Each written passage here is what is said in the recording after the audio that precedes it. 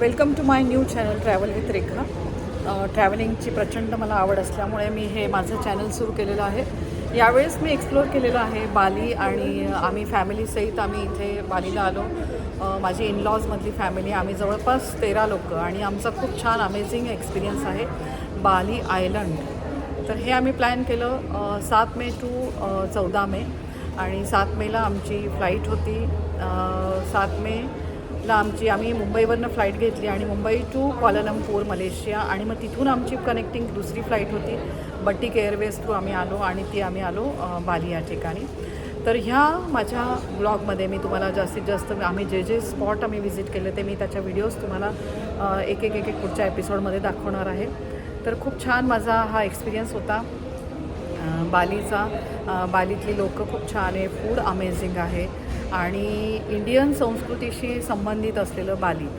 तर खूप उत्सुकता होतं की बाली नक्की कसं असेल. तर बाली आम्ही फर्स्ट डे व्हिजिट आणि तेव्हा आमचा रेस्ट डे होता आणि रेस्ट डे नंतर आमचा फर्स्ट डे आम्हाला त्यांनी दिला तो होता आमचा बीचवर. आम्हाला वेगवेगळ्या ॲक्टिव्हिटीज तिथे करण्यात आल्या.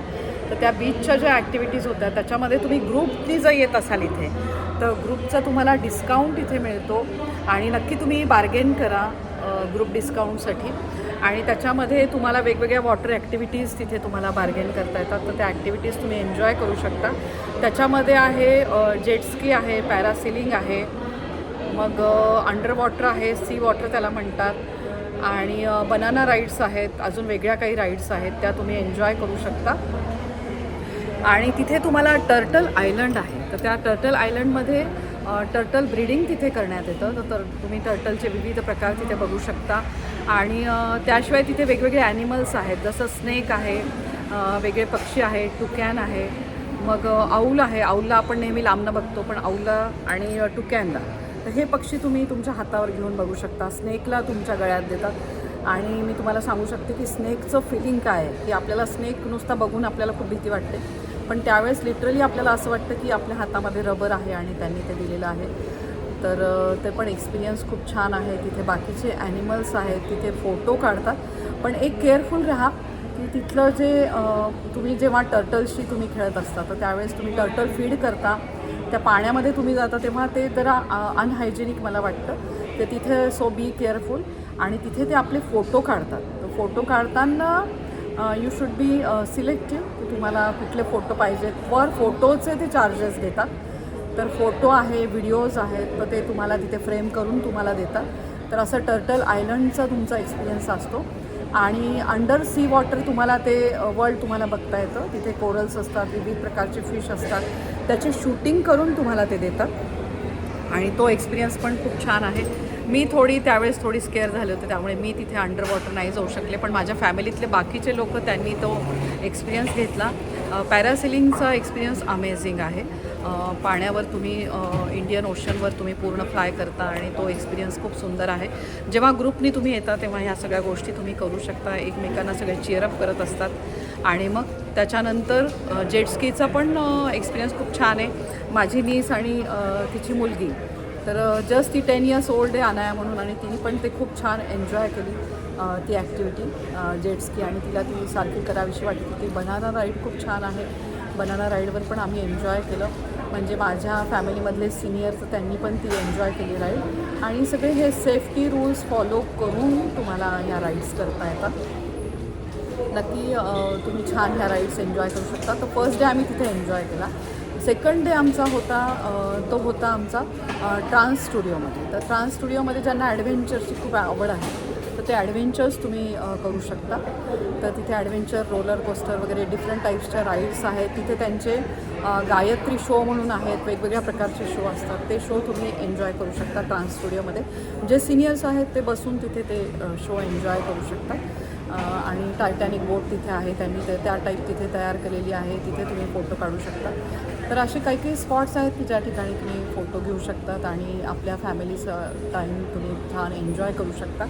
ट्रान्स स्टुडिओमध्ये आम्ही तिथे आमचा वेळ पूर्ण तो पण दिवस आम्ही तिथे गेला. एका ठिकाणी शॉपिंग मॉल होता, तिथे तुम्ही शॉपिंग करू शकता. आणि मी तुम्हाला सजेस्ट करेन की तिथे शॉपिंग मॉलमध्ये खरंच खूप छान गोष्टी होत्या आणि आम्ही ते मिस केलं की आम्हाला असं वाटलं की नाही अजून आम्ही पुढे जाऊन शॉपिंग करू.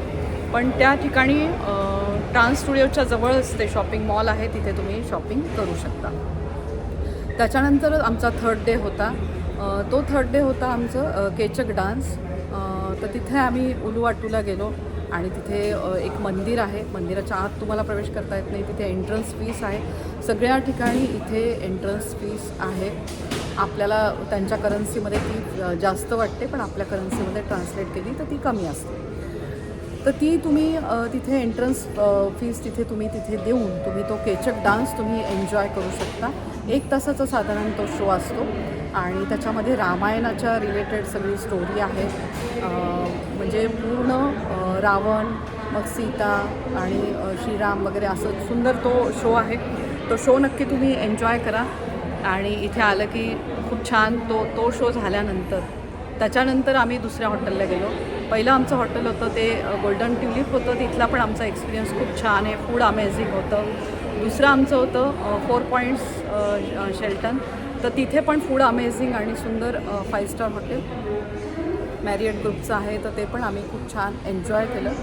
तर तिथून आम्हाला अगदी जवळ असलेलं म्हणजे आपण म्हणतो की गरुड विष्णू हा एक मोठा असा स्टॅच्यू आहे. जेव्हा तुम्ही बाली फिरत असता तो स्टॅच्यू तुम्हाला फिरताना पण दिसतो.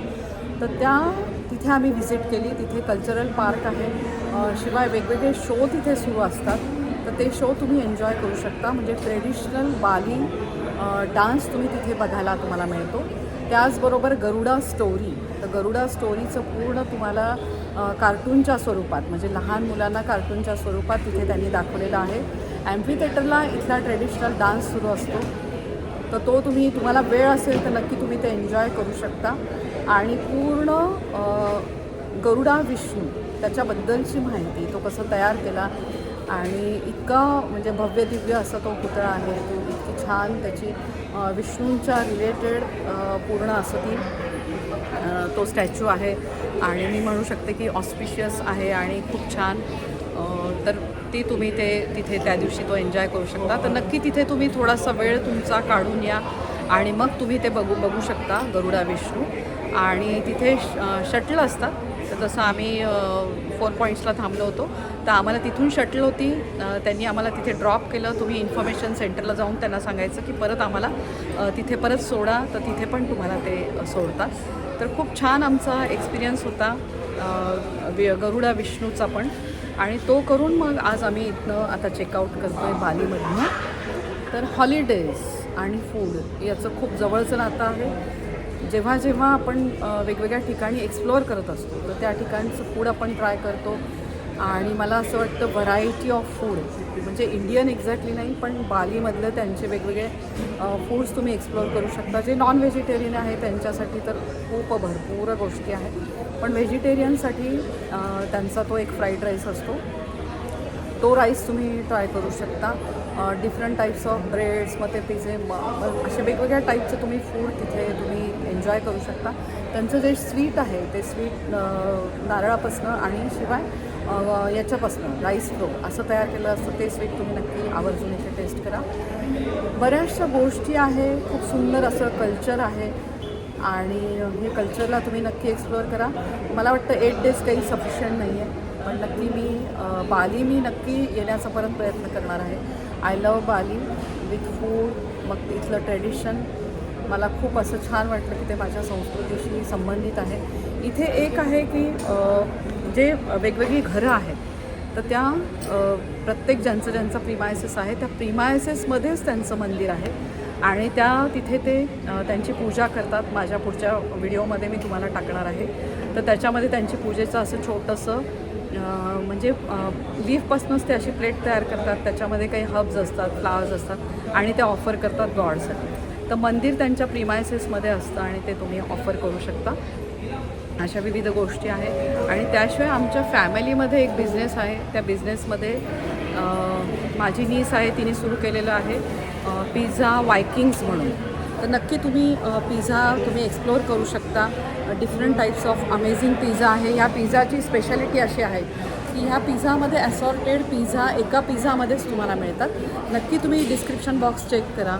आणि तुमच्या पार्टीज असतील किंवा पुण्यामध्ये तुम्ही राहत असाल तर तुम्ही हे पिझ्झा तुम्ही नक्की ऑर्डर करू शकता, बल्क ऑर्डर घेऊ शकता. डिस्क्रिप्शन बॉक्समध्ये मी सगळं टाकून ठेवते.